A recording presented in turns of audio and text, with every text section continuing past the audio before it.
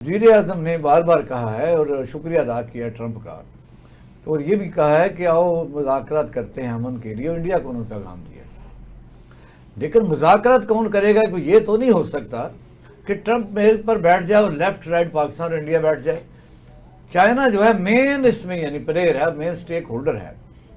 जाहिर है इस मौके के ऊपर चाइना की जो कंट्रीब्यूशन है तो पाकिस्तानी कौम के दिल के अंदर उनकी मोहब्बत है। ट्रंप ने जंगबंदी करवाई, ये ठीक है, अप्रिशिएट करते हैं, लेकिन जंगबंदी उसी वक्त हुई जब आपने देखा रिटेलिएट हमने किया। हाँ, इस वक्त चाइना का जो सिस्टम है, अगर ये मुज़ाकरात को होते हैं किसी जगह गारंटेड होती है तो चाइना कहाँ होगा? जी बहुत शुक्रिया। मैं सबसे पहले अपनी पाक आर्मी का और अपने जर्नैल का, जब भी कोई भी फ़ौज लड़ती है, जब तक उसका जर्नैल मजबूत होता है तो वो फ़ौज मजबूत होती है। सबसे बड़ा अज़म जो है उस जर्नल का होता है जो फ्रंट लाइन पे खड़ा होकर अपनी फ़ौज को कमान करता है। मैं इस मामले में अपनी पाक फ़ौज को सैल्यूट करता हूँ। मैं आपकी बात को थोड़ा बैकग्राउंड में ले जाना चाहता हूँ कि 1978 में डंग शाओपिंग ने एक ऐलान किया। उन्होंने कहा कि फॉर नेक्स्ट 50 ईयर्स हम पूरी दुनिया में किसी के साथ जंग नहीं करेंगे, और 50 ईयर्स के बाद दुनिया का कोई ऐसा मुल्क नहीं होगा जो चाइना से जंग कर सकता हो। हम इतने पावरफुल हो जाएंगे। ये 1978 में डंग शाओपिंग ने अपनी स्टेटमेंट दी। देखिए, बिल्कुल अमेरिका ने इस वॉर को स्टॉप करवाने के लिए अपना किरदार अदा किया, लेकिन कब? जब उन्हें यह पता चल गया कि हम बैकफुट पे जा रहे हैं, हमारी यूरोपियन टेक्नोलॉजी बैकफुट पे जा रही है, हमारे अलाइज की टेक्नोलॉजी बैकफुट पे जा रही है। और मैं इस सिलसिले में एक मुल्क का और नाम लूंगा, और वो है इसराइल, जो कि फिजिकली मौजूद था इंडिया में। Exactly. क्या वो ड्रोन्स ऑपरेशनल जो हो रहे थे उनके पीछे इसराइल वहां पर मौजूद नहीं था, बल्कि खुद मौजूद था। और पाकिस्तान की फर्स्ट डिफेंस लाइन नहीं बल्कि सेकंड डिफेंस लाइन ने उन्हें इंटरसेप्ट किया। यानी कि फर्स्ट डिफेंस लाइन की तो बारी नहीं आई, एक सेकंड डिफेंस लाइन जो होती है, जो कि लोअर लेवल की होती है, उन्होंने उन्हें इंटरसेप्ट किया। कई ड्रोन्स को यहां पे उतार दिया गया। तो बिल्कुल इसराइल उनके साथ मौजूद था। और जब ये गए हैं, देखिए सर, इसके बहुत सारे कॉन्सिक्वेंसेस है। आप खाली ये नहीं समझ सकते कि चाइना ने पाकिस्तान की मदद की है। चाइना ने पाकिस्तान की किस हद तक मदद की है? J-10C वही कंपनी बना रही है, चंगडू एयरक्राफ्ट कंपनी, जिसने JF-17 बनाया है, वही कंपनी ने डेवलप किया है। 5th जनरेशन है। अब चाइना 6th जनरेशन की तरफ जा रहा है, that is for J-35। J-35 अभी आना है, इट विल टेक टाइम, अभी उसकी ऑपरेशनल परवाजें शुरू नहीं हुई हैं। तो J-10C के खाली J-10C नहीं था, इसके साथ जो चाइना ने पाकिस्तान को डीप सीक टेक्नोलॉजी, जिसको उन्होंने 23 जनवरी 2025 को डिस्क्लोज किया कि हम डीप सीक टेक्नोलॉजी से, इंटीग्रेशन टेक्नोलॉजी से हम AI में एंटर हो रहे हैं। और इसमें खाली बड़ा वॉरफेयर बहुत कुछ शामिल था। ये खाली तैयारों की एक जंग नहीं थी कि राफेल का मॉरल कोई बहुत हाई था और J-10 का मॉरल हाई नहीं था। J-10 का मॉरल भी बहुत हाई था, but in the same time what is the lesson for rest of the world, that we have to trust the quality of made in China. That is not only for the commodity products.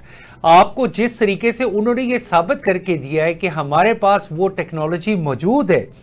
और बार बार मुझसे सवाल पूछा जाता था कि CPEC के हवाले से कि CPEC, मैं कहता था CPEC एक इकोनॉमिकल के साथ साथ एक स्ट्रेटेजिकल लाइन भी है। ये पाकिस्तान की एक डिफेंस लाइन है। आज अमेरिका, चाइना जो आपके साथ पूरे तन मन और धन के साथ खड़ा है और हर तरीके से उन्होंने पाकिस्तान को हेल्प की है, उसकी एक बहुत बड़ी वजह CPEC का इनिशिएटिव है।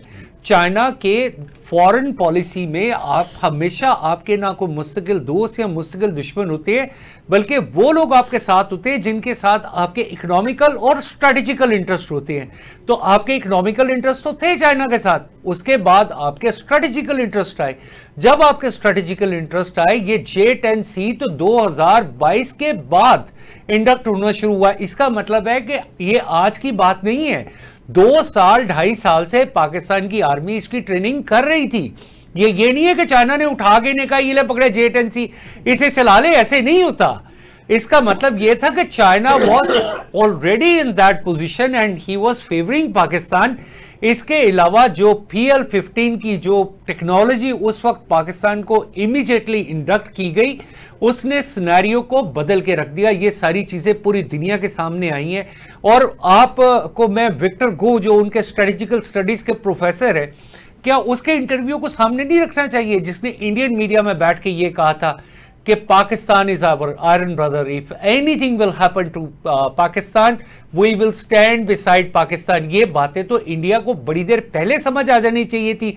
ये जो फॉल्स फ्लैग पहलगाम वाला जो इन्होंने किया है, इकबाल साहब, इससे पहले पुलवामा किया गया। क्या पुलवामा का इंसिडेंट उनकी अपनी एजेंसियों ने नहीं कहा कि ये डिस्क्लोज किया उन्होंने कि जी ये हमारे अपने इंटरनली ये किया गया। गोधरा ट्रेन इंसिडेंट को क्या नहीं कहा गया कि जी ये हमारा जो है, इसको बल्कि मर्डर कर दिया गया उस बंदे को जिसने इन्वेस्टिगेट किया कि जी इसमें हमारी एजेंसी शामिल है। तो ये जो बार बार आप कहते हैं कि जी पाकिस्तान दहशतगर्दी कर रहा है, पाकिस्तान दहशतगर्दी कर रहा है, सबसे पहले मुझे ये बताएं कि पाकिस्तान गवर्नमेंट को चाहिए कि ये भी अपने पेज पे रखे कि जब मुज़ाकरात हों तो आपने जाफर एक्सप्रेस के साथ क्या किया था। क्या वो हैंडलर्स आइडेंटिफाइड नहीं थे? क्या कुलभूषण यादव आपके पास एक जिंदा हकीकत नहीं है? क्या अजीत डोवल जो ऑन रिकॉर्ड कहता है कि मैं पाकिस्तान में रह के ये इंसर्जेंसीज और धमाके मैंने प्लान किए हैं, जिसको आपने अपना मिनिस्टर बनाया हुआ है और अपने सिक्योरिटी मिनिस्टर बनाया हुआ है, वो तो ऑन रिकॉर्ड कह रहा है। आप इन सबको भी छोड़ें। आपके मोदी साहब ने ऑन रिकॉर्ड कहा था कि आरएसएस के प्लेटफॉर्म पे 1971 में बांग्लादेश की जो सेपरेशन थी उसमें मेरा भी किरदार था, मैं भी एक सिपाही के तौर पर उसमें शामिल था। तो ये स्टेट स्पॉन्सर्ड जो टेररिज्म होता है वो ये होता है, इसे कहते हैं स्टेट स्पॉन्सर्ड टेररिज्म, के जब आपके लोग खुद एक्सेप्ट कर रहे होते हैं। आप पाकिस्तान की तरफ से आज तक खुदा न खास्ता हम टेररिज्म को सपोर्ट करते हैं, बल्कि जब तहकीकात होनी चाहिए तो उसके साथ साथ जाफर एक्सप्रेस की भी तहकीकात होनी चाहिए।